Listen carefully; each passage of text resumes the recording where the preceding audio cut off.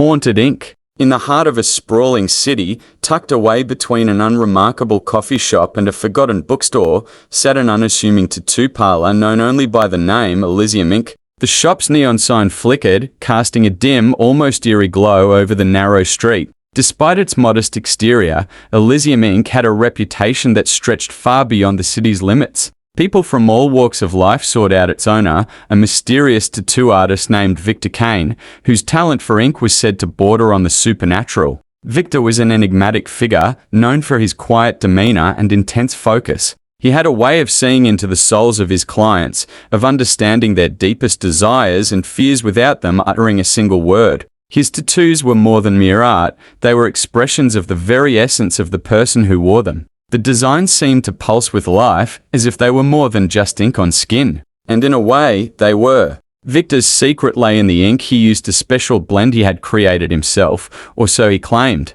No one knew where he had learned his craft, and he never spoke of his past. All that was known was that his ink had a dark, almost unnatural quality to it. It shimmered in the light, shifting in color as if it were alive. There were whispers that the ink was cursed, that those who were marked by it were never the same. The rumors, however, only served to increase the allure of Victor's work. People were drawn to the idea of a tattoo that was more than just a piece of art, something that would forever change them. And so, the shop was never short of clients, each one eager to become part of the legend of Elysium Ink. One such client was a woman named Sarah. She was an artist herself, a painter who had lost her muse. For months, she had been unable to create, her mind plagued by a deep sense of emptiness. She had heard of Victor and his extraordinary talent, and she hoped that a tattoo from him might spark something within her, might reignite the fire that had once driven her to create. When Sarah walked into Elysium Ink, she was immediately struck by the atmosphere of the place.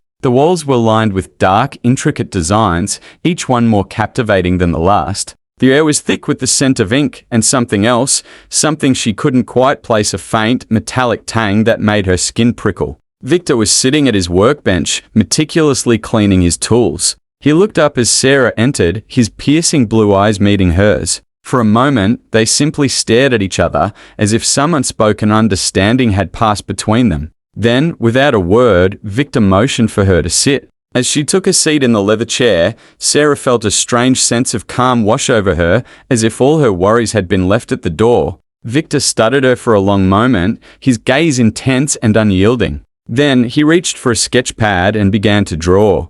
The design he created was unlike anything Sarah had ever seen. It was a swirling mass of shapes and lines, abstract yet filled with a sense of purpose. It seemed to move on the page, as if it were alive. Sarah was mesmerized. "This," Victor said quietly, "is what you need." Sarah nodded, unable to find her voice. She watched as Victor prepared his needle, dipping it into a small vial of ink. The ink was dark, almost black, but as it caught the light, she thought she saw a hint of color: red, blue, green, all shifting and changing like a living thing. When the needle touched her skin, Sarah felt a sharp sting, followed by a warmth that spread through her entire body. She closed her eyes, surrendering herself to the sensation. The pain was almost pleasurable, a reminder that she was alive, that she could still feel. As Victor worked, Sarah felt herself drifting into a trance-like state. Images flashed through her mind, memories, dreams, and nightmares, all blending together into a kaleidoscope of color and emotion. She saw herself as a child, painting for the first time, her heart full of joy. She saw the years of struggle, the frustration,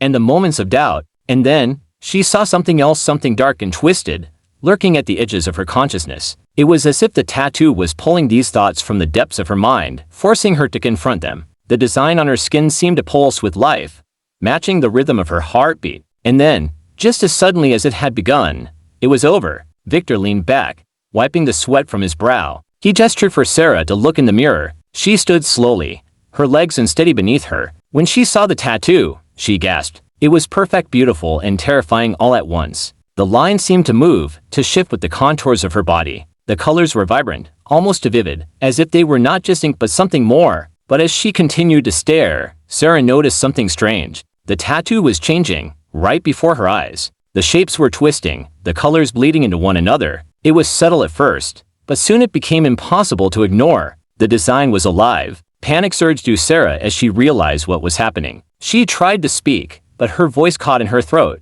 Victor watched her, his expression unreadable. "It's part of you now," he said quietly. It will never stop. Sarah's heart pounded in her chest. She could feel the tattoo moving, almost as if it were crawling beneath her skin. It wasn't just ink, it was something else, something that had taken root inside her. She backed away from the mirror, her mind racing. What had she done? What had Victor done to her? But even as fear gripped her, Sarah felt a strange, undeniable connection to the tattoo. It was as if it had awakened something within her, something dark and powerful. The emptiness she had felt for so long was gone, replaced by a burning desire to create, to unleash the force that now resided inside her. Without a word, Sarah turned and fled the shop, the door slamming shut behind her. Victor watched her go, a small, knowing smile playing on his lips. He had seen this before many times. The ink had chosen her, just as it had chosen all the others. But what Sarah didn't know was that the tattoo was more than just a symbol of her newfound inspiration. It was a bond, a link between her and Victor, forged in the depths of the ink, and it would only grow stronger with time. As days passed, Sarah became obsessed with her tattoo. She could feel it moving, shifting beneath her skin, urging her to create. She painted furiously, her work growing darker and more intense with each passing day. The art she produced was unlike anything she had ever done before, raw, powerful, and filled with a primal energy that both terrified and exhilarated her. But the more she created, the more the tattoo demanded. It fed on her emotions, her fears, and her desires, growing stronger with each stroke of the brush. And soon, it began to take control. At first, it was subtle, a nudge here, a whisper there. But then, the voices began. They spoke to her in the dead of night, filling her mind with dark thoughts and twisted visions. They urged her to go further, to push the boundaries of her art, to embrace the darkness that now consumed her. Sarah tried to resist, but the pull of the tattoo was too strong. It was as if it had a life of its own, a will that was stronger than her own. And slowly, she began to lose herself to it. Her friends noticed the change in her, the way she had become withdrawn and secretive. They were concerned, but whenever they tried to reach out to her, she pushed them away. She didn't need them anymore. All she needed was her art and the tattoo. One night, as Sarah stood before her canvas, the voices grew louder, more insistent. They whispered terrible things, urging her to paint something she had never dared to paint before. Her hands trembled as she picked up her brush, but she couldn't resist. The tattoo burned on her skin, driving her forward. And then, in a frenzy of motion, she began to paint. The images flowed from her like a torrent, dark and twisted visions that she had never imagined before. She worked for hours, losing all sense of time and reality, until finally she collapsed, exhausted, before the finished canvas. What she saw there horrified her. The painting was a nightmare come to life, a swirling mass of darkness, filled with shadowy figures and grotesque shapes. But there was something else, something that made her blood run cold.